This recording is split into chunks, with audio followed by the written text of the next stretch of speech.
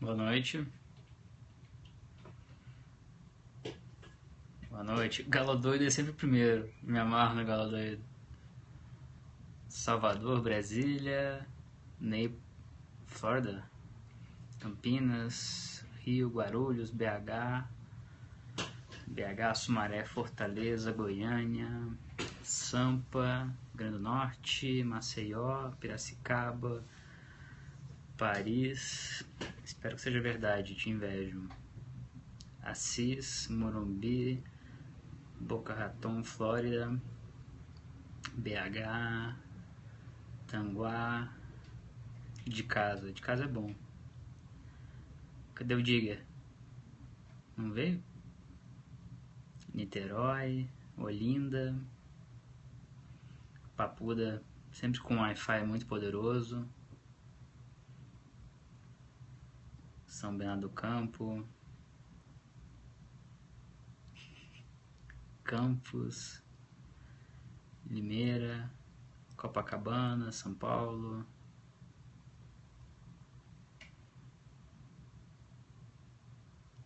Empichar no Digger. Cara, que frio aqui. Fort Lauderdale.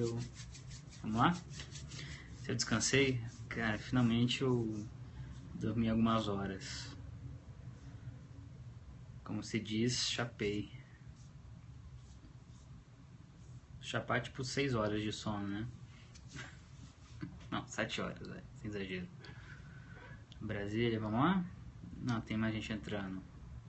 Jales. Tirei férias de 7 horas. Vila Mariana. Acho que foi, né? Santa Maria. Belo Horizonte.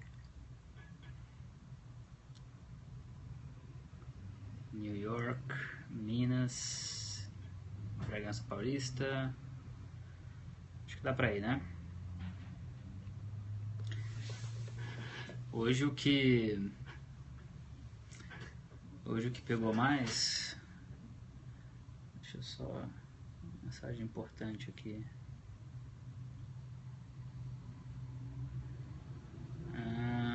Só um instantinho, gente.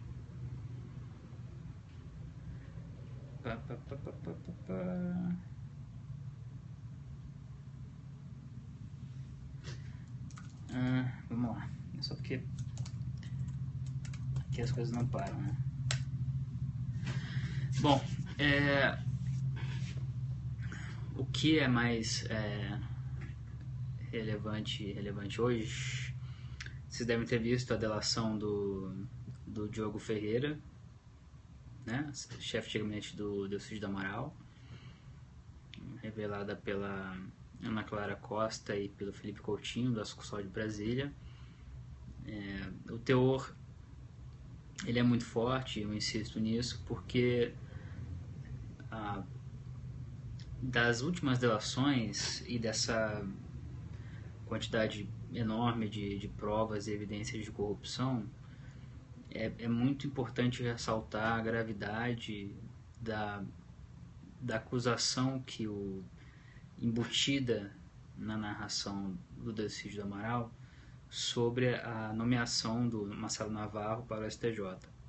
Por que esse fato criminoso, segundo a delação, é especialmente grave?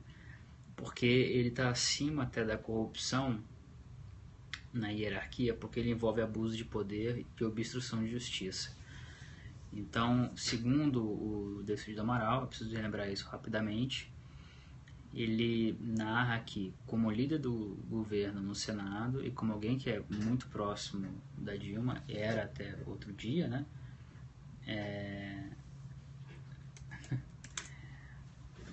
Era até outro dia, ele atuou para ajudar a nomeação do Marcelo Navarro para o STJ, desde que o Marcelo Navarro se comprometesse a soltar ou atuar favoravelmente para o Marcelo Odebrecht entre outros presos ou acusados ou denunciados na Lava Jato em Curitiba, porque no STJ é a corte em que boa parte dos casos desaguavam, dos recursos, né? Eles iam primeiro para o TRF, seguiam para o STJ, e em alguns casos iam para o Supremo. No momento, ali em 2015, ano passado, em que se discutia a nomeação do Navarro, era um momento em que o STJ era tido como a única corte que poderia ser atacada pelos advogados, né? O que isso significa? Que era o lugar mais estratégico para tentar reverter o que Curitiba fazia. O que aconteceu? O Trisotto, que era o relator na turma da STJ, estava mantendo quase tudo que o Moro fazia. E isso estava desesperando boa parte dos advogados e dos réus, seja dos empreiteiros, seja dos políticos, né? O que o Delcídio diz é que teve com a presidente Dilma, que pediu a ele que procedesse a indicação do Navarro, né? Desde que o Navarro se comprometesse a soltar o Marcelo Odebrecht e atuar favoravelmente para o governo, né? A acusação é muito séria, é gravíssima, porque é uma acusação de que a presidente da República agiu para embaraçar a Lava Jato, obstruir as investigações. Marcelo Navarro, de fato, foi nomeado, chegou a proferir votos favoráveis a Marcelo Odebrecht, entre outros denunciados ou presos, mas ficou vencido na turma. Então, a tentativa foi frustrada. Agora, é preciso ter em mente que o Decídio do Amaral, ele tem autoridade ele pode estar mentindo, afinal de contas ele é um réu, ele é um criminoso confesso e, portanto, delator, colaborador, mas o depoimento dele foi tido como verossímil e valoroso pela PGR e pelo ministro Zavascki. Então é nesse contexto que surge a delação do chefe de gabinete dele, que também foi preso naquele momento em dezembro, e ele confirma basicamente o que o Delcídio disse e amplia a história, porque ele apresenta trocas de mensagens com o então desembargador Navarro, em que eles combinam as reuniões. Isso por si só pode parecer muito pequeno, mas na verdade é significativo porque ajuda a dar verossimilhança e a materialidade ao depoimento que ele apresentou. Então, porque boa parte desse tipo de negociação, essas negociações não são gravadas, elas não deixam rastro documental, né? Elas deixam, nesse nível da hierarquia de uma organização criminosa, eles deixam apenas a possibilidade de testemunhos, de colaborações premiadas e com o mínimo aí de materialidade que possa ser reunido para começar uma investigação, né?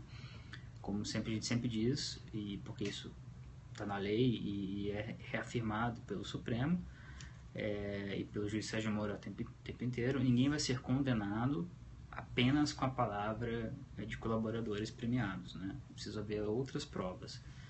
Mas a colaboração premiada é o começo é um começo muito promissor, na maioria dos casos, para uma investigação, né?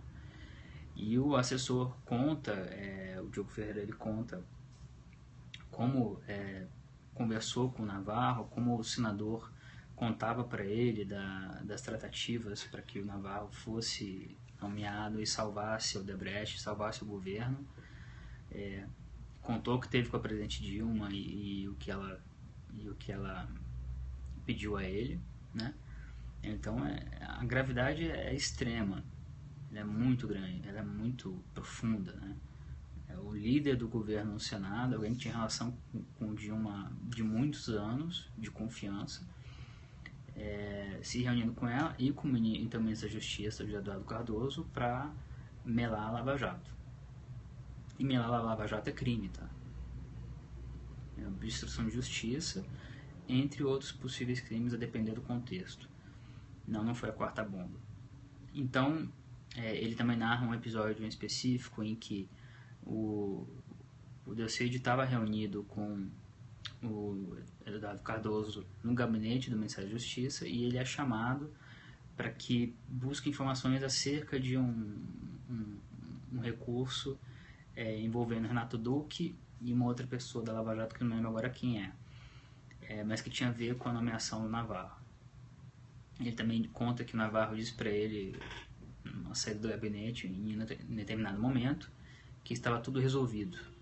Ou seja, o subtexto, quando não era explícita a razão da nomeação dele, estava implícito qual era a motivação, né? Por que ele estava sendo posto lá. É importante ressaltar que até esse momento a presidente Dilma não deu explicações materiais, explicações minuciosas sobre sobre esse caso, né? Se dizer indignada é um direito dela mais do que legítimo, seja da presidente da República, seja de qualquer outra pessoa, mas é preciso ir além disso. Não é um desqualificado qualquer que está fazendo essas acusações. Então acho que seria interessante ter respostas mais concretas. Esse é um ponto da delação. O outro ponto que é muito importante, porque vai ter consequências imediatas, é o ponto em que ele confirma e traz mais elementos sobre a compra do silêncio do Cerveró. Segundo o Delcídio, o Lula estava muito preocupado com a delação do Cerveró. O próprio Delcídio também estava extremamente preocupado, porque o Cerveró implicava diretamente tanto o Lula quanto o Bonlai, quanto o Delcídio. E o Lula combinou com o Cerveró, com o Delcídio, que eles cuidariam do Cerveró, né? Ou seja, pagariam pelo silêncio dele, que também é uma forma de obstruir justiça, não é a propina, é outra coisa, é um pagamento para comprar o silêncio. E o Diogo Ferreira confessou ter 3 vezes buscado dinheiro vivo com Maurício Bonlai, filho do Bonlai, ou com pessoas designadas por ele como motorista dele, pegado esse dinheiro e repassado ao Edson Ferreira, que era advogado que foi preso, advogado do Cerveró, para que repassasse a família. Ou seja, comprando com dinheiro vivo, e o Bonlai pagando por isso, para que o Cerveró ficasse quieto, porque ele ameaçava ameaçava fazer delação premiada e acabou fazendo delação premiada, por sinal. E implicando Lula, Dilma, Bonlai. Só que não só há provas das viagens do Diogo, da hospedagem do Diogo, como troca de mensagens com áudio e texto no WhatsApp, no Telegram, em que se combinava ali a entrega do dinheiro, né? E ele contou de forma muito detalhada como foi a busca do dinheiro. Então, isso agrava muito a situação do ex-presidente Lula, que será denunciado, segundo nossas fontes, perante o Supremo pela PGR. Muito em função da delação do Delcídio, da delação do Diogo Ferreira e de outros elementos de prova muito fortes que estão a caminho.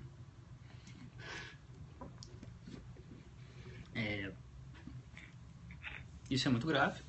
A gente precisa ficar o tempo inteiro, às vezes, adjetivando para chamar a atenção do que é.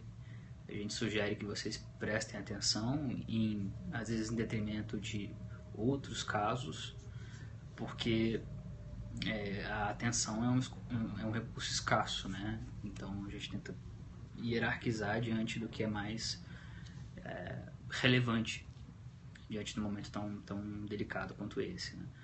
Outro ponto que eu fui bem pontual ali no Twitter, mas eu acho que é de fundamental importância para esse momento, é se recordar o que é o Petrolão, né? Qual é o entendimento que a PGR tem, que o Ministério Público Federal tem, que o Moro tem, que a Polícia Federal tem, ou seja, e que nós jornalistas que temos acesso aos autos e investigamos também de forma independente temos do Petrolão, né? E da Lava Jato como investigação.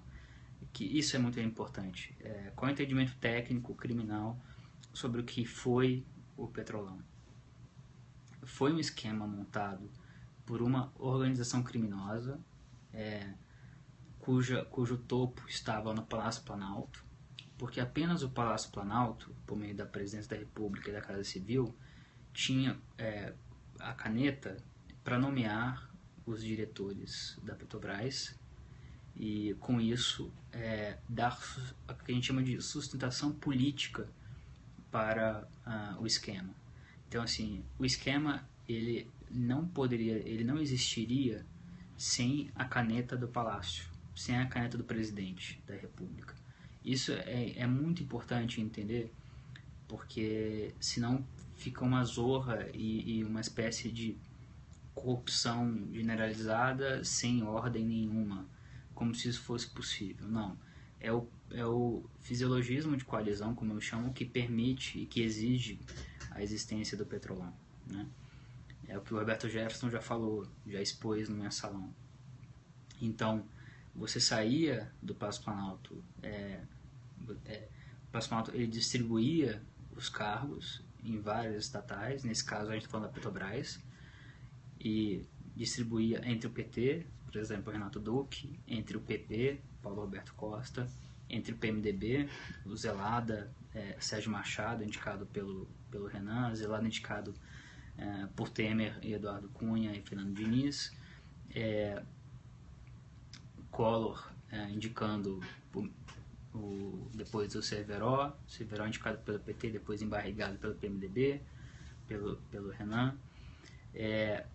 Então, assim, sempre que um político toma essa decisão de lotear um cargo, de distribuir um cargo na estatal, ele sabe qual é a regra do jogo, né?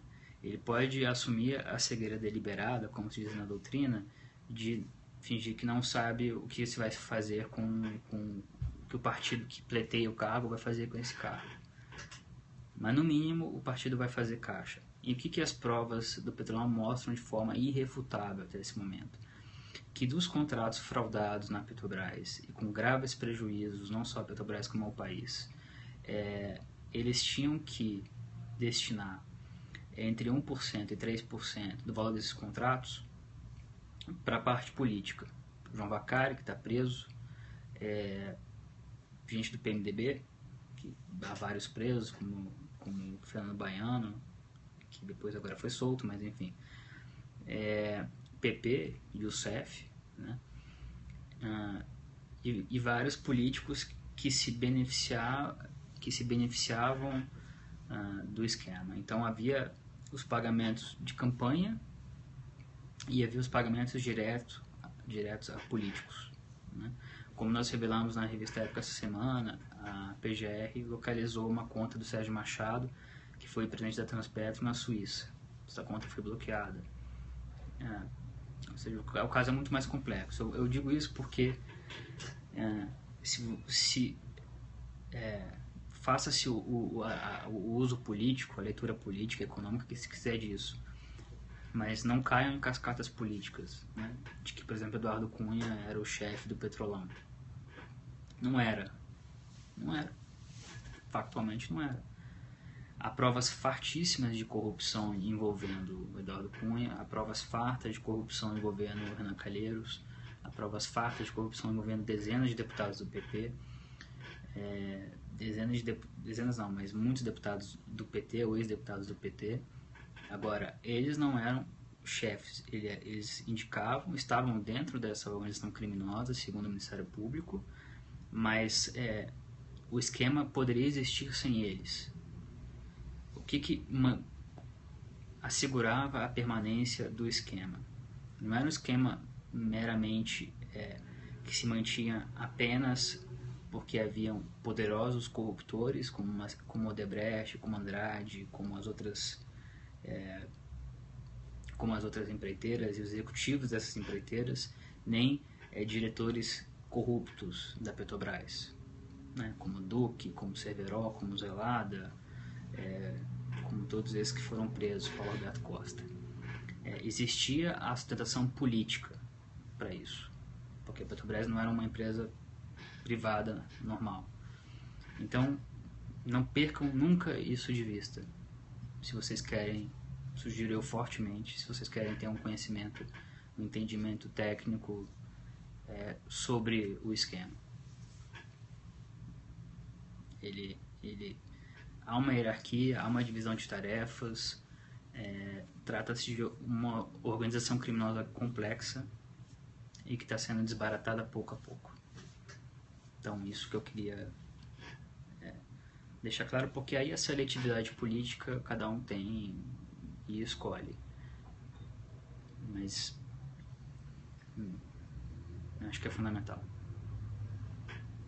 Perguntas?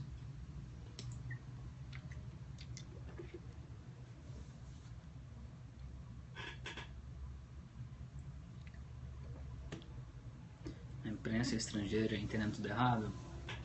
Eu acho que... prefiro não falar sobre isso, mas eu acho que o governo e a presidente estão recorrendo ao que podem, que é montagem de narrativa, falar de golpe, coisas do tipo, e fazendo uso talvez bem seletivo do que é a investigação de corrupção, do que é a Lava Jato, né? Sendo que, como eu falei durante minutos, a responsabilidade política, se não a responsabilidade criminal de gente dentro do palácio, já está sendo apontada. Então, e dizer que, como hoje, que não havia como saber que a corrupção que havia, não tinha como saber, porque a corrupção acontece às escuras,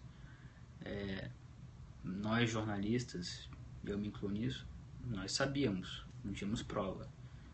Quem indicava os cargos não sabia, depois do mensalão ainda, o que o indicado do PT, do PMDB, do PP ia fazer com cargo na estatal, na Petrobras. Por favor, né? Por favor.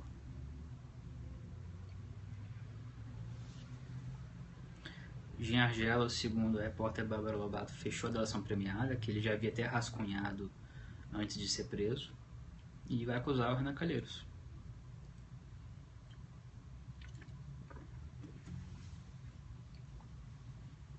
E tem muito mais para ver.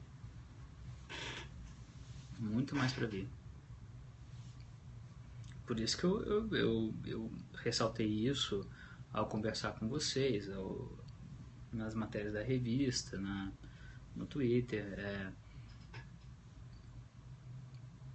Continua-se esperando, continua-se ignorando o grau, assim, a força e a instabilidade que a Lava Jato tem em todo esse processo.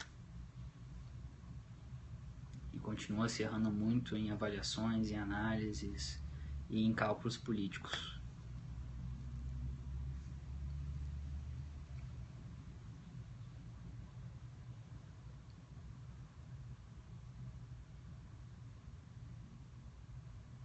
E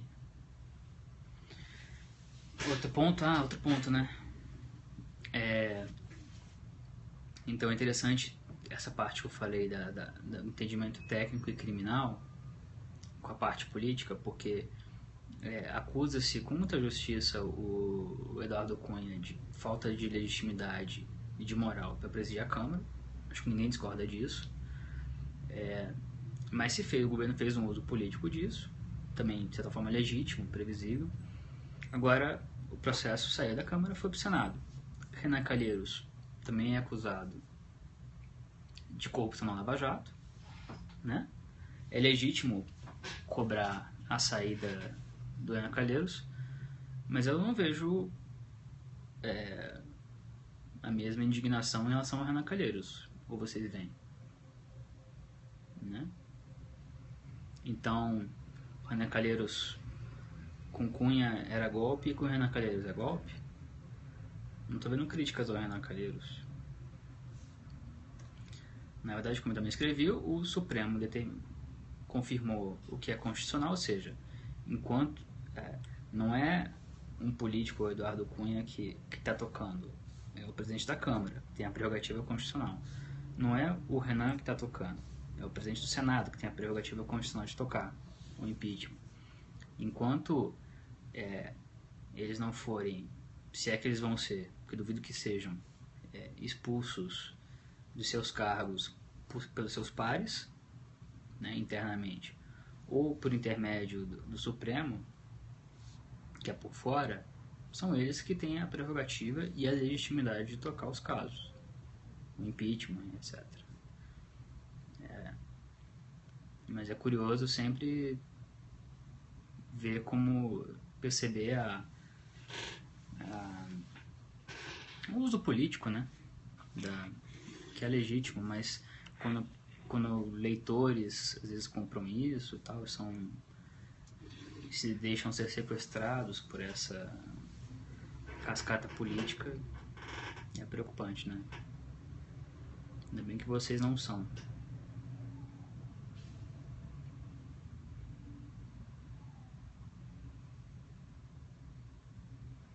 Cara, vocês são fascinados com essa quarta bomba, né?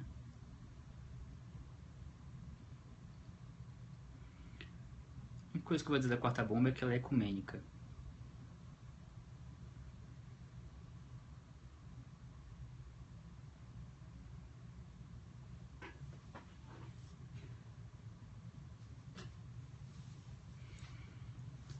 Certo?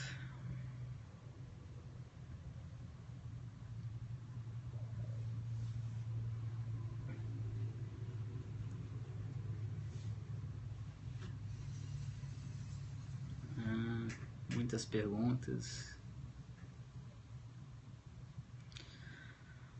Olha, eu não tenho informações sobre o julgamento do Lula. Quer dizer, né? Da dominação dele. A última apuração que eu tive era de uma corte dividida. Então eu ouvi ministros dizendo que sim, ministros dizendo que não.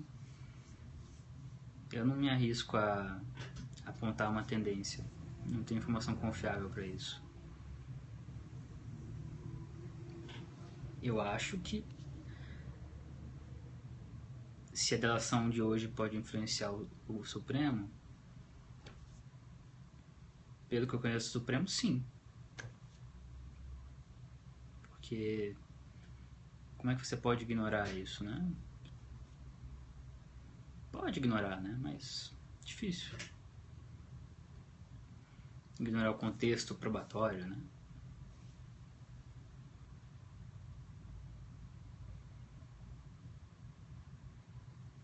Por que a denúncia do Lula vai no Supremo, se ele não tem foro? Porque nesse caso ele estava atuando junto, está associado ao caso do Delfídio, né?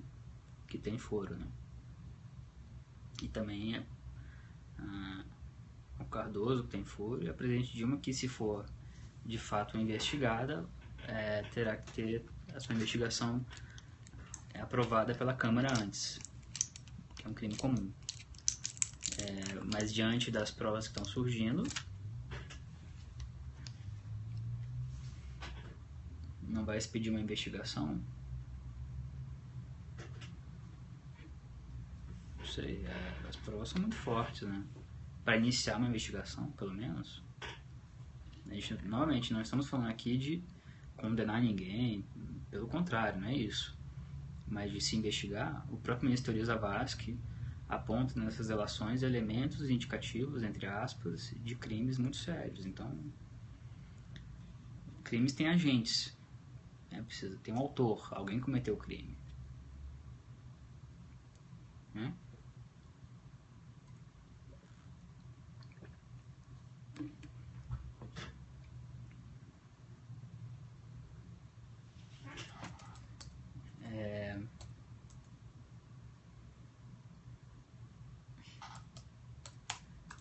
Há muitas delações em andamento, gente. continua, tudo continua.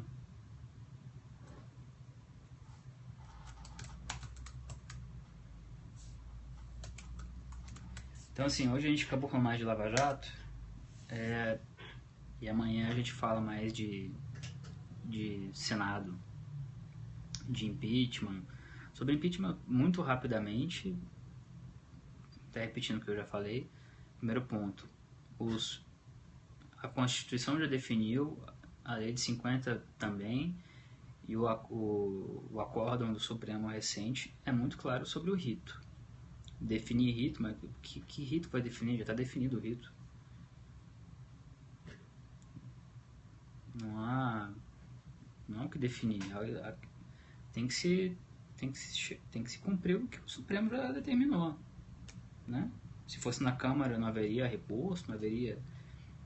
É preciso usar os mesmos critérios, né? Salvo engano, para a Câmara e para o Senado.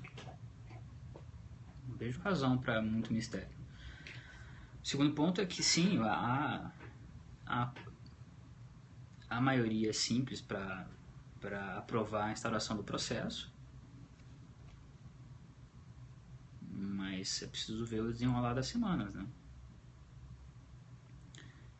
Eu não achei o que está no acórdão vago, não. Acho que estão lá os prazos, estão lá, enfim. Interpretação política que se faz disso.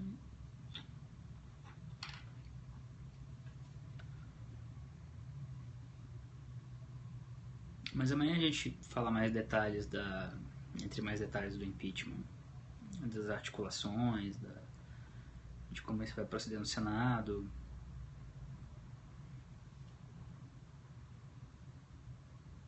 Ok? E sugiro que vocês fiquem de olho.